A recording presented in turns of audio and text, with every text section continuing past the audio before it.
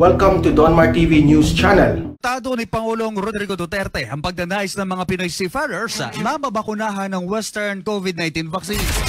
Ayon sa Pangulo, susundin ng pamahalaan ang hiling ng mga mandaragat dahil hindi dahil special sila o nakakaangat sa ibang sektor kundi dahil hinihingi ito ng pagkakataon. Ito ay dahil mas gusto umano ng mga employers nila abroad sa Western vaccines ang maibabakuna sa kanila. Bilang isang abogado, sinabi pa ng Pangulo na wala naman itong nalalabag sa Equal Protection of Laws. Ginawa umano nito kasi itong requirement ng mga employers sa ating mga kababayang nagtatrabaho sa ibang bansa.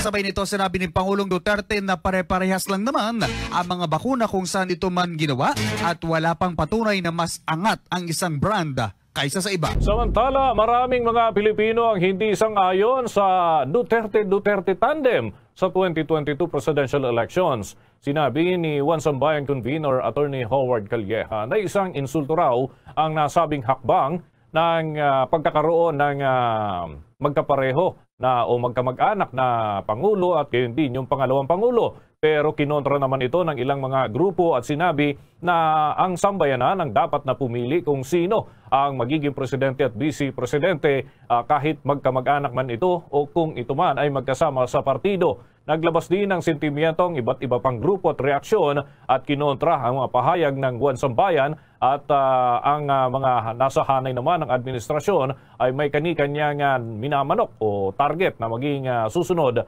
na presidente ng ating bansa. Ngunit wala pang pinal na nagiging pasya kaugnay ng mga lumalabas sa mga pahayag kung sino nga ang tatakbo at kasama ng konsiderasyon kung talagang tatakbo ang anak ng Pangulo na si Davao City Mayor Inday Sara Duterte Carpio. Sa mga tatakong presidente sa 2022 elections, may solusyon ba kayo sa problema ng bansa? Ito naman ang tanong ni Senador Ping Lacson sa mga politiko ngayong pa lamang pumuporma na tumakbo sa presidential elections sa susunod na taon. Ayon kay Lacson, dapat ang mga naghahangad na maging presidente ng Pilipinas ay may solusyon sa mabigat na problema tulad ng corruption, kawalan ng trabaho at patuloy na paglobo ng utang ng Pilipinas. Secretary Alfonso Cusi, ERC Chairman Agnes de Vanadera, di ba pang opisyal ng energy agencies at pribadong energy companies, pinatatawag na sa Senate hearing ukol sa rotational brownout.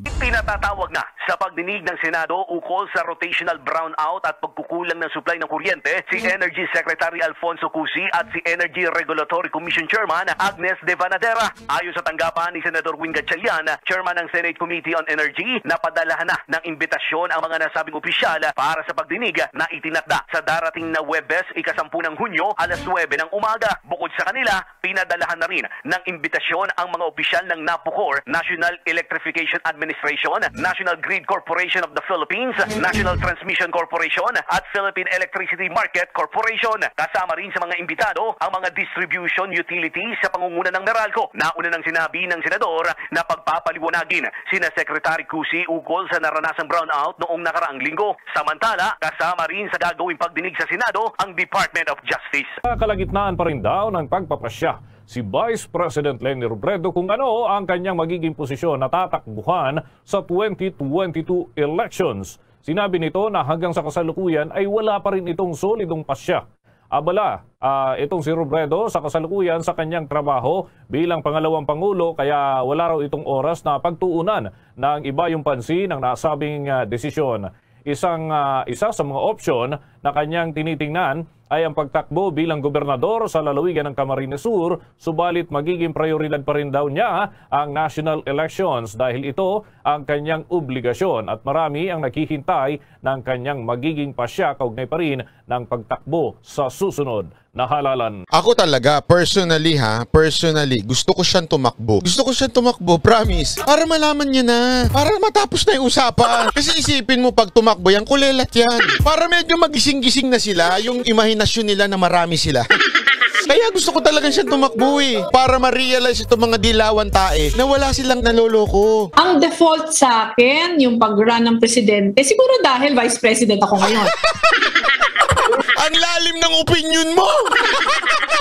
Ang para sa akin, dahil ako Vice President, gusto nila ako tumakbong President. Anak ng tutya, ang lalim! Ang lalim ng teorya mo, madam! Ikaw na may pinakamalalim na teorya sa buong mundo. Nagpapaligsahan ba kayo ni Pacquiao? Ang bira naman, oh. Grabe yun, ha? Mapatawa ba kayo, madam? Kasi kung stand-up comedian kayo, wapak! Pasok na pasok, eh. Ang lalim! Grabe, hindi ko matarok yun. Hindi ko matarok yung ganong klaseng kaunawaan ni madam. Ay, nako. Isa lang yung gusto kong comment. Tama na, pero mali pa. Tama yung sinasabi niya, ang face shield ay dapat ipatigil na. Okay ako doon, agree ako doon. Kaya lang, Mayor K, nakakausap mo IATF, bakit kailangan mong i-announce? Bakit kailangan mong sa social media? If your intention is really mapasunod ang tao, mapasunod yung IATF, bakit hindi mo na lang kausapin yung IATF? Bakit kailangan mong pumapil na naman at parang ang dating ikaw ang hero ng hindi magpapa-face shield?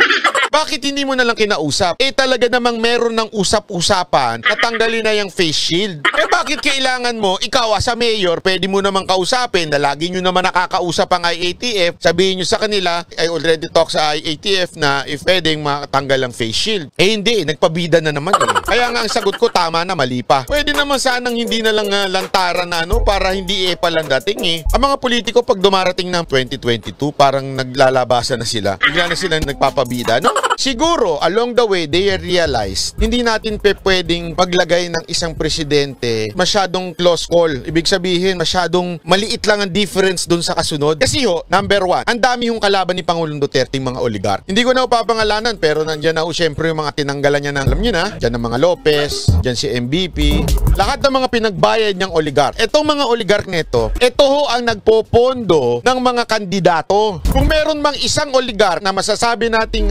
mayaman na talagang supportive kay Pangulong Duterte, ayan si Ramon Ang. Wala ho tayong question dyan. Talaga naman nakikita natin sa mga speech niya. Fairness kay Ramon Ang. Talaga namang maganda sinasabi niya kay Pangulo. Ngunit, kung meron man mga talagang kontrang oligark kay Pangulong Duterte, napakarami po nun. Isa yan sa makakalaban ni Pangulong Duterte sa eleksyon. Sigurado ako, patutumbahin nila si Pangulong Duterte para talaga mabalik huli yung kanilang mga negosyo. Isipin mo ilang bilyon. Bilyon ang usapan dito, hindi milyon Bilyon na tax ang binayaran nitong mga to dahil pinagbayad sila ni Pangulong Duterte. Walang malapit-lapit kay Pangulong Duterte.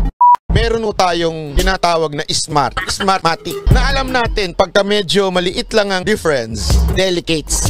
So feeling ko lang, because of this reason, kailangan mamili na talaga ang Team Duterte ng isang malakas na kandidato. Eh alam naman natin kung sino talagang pinakamalakas na kandidato ngayon. Wala na lahat ng survey. Wag lang yung survey ni Magdalo Lokohan nyo yun Alam nyo ba kung sinong number 1 sa survey ni Magdalo?